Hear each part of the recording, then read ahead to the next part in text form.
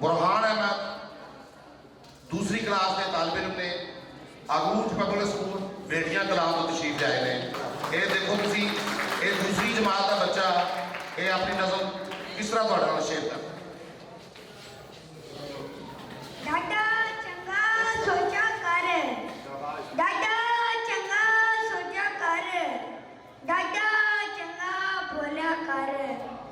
दो दिनां दी जिंदगी बाकी तोल ते पूरा तोलिया कर।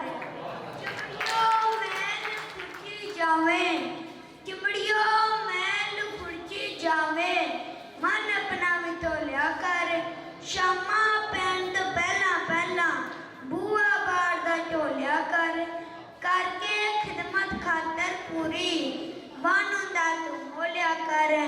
कलापा तेरे जीवन दा साथी इहदे कोली बैलिया कर।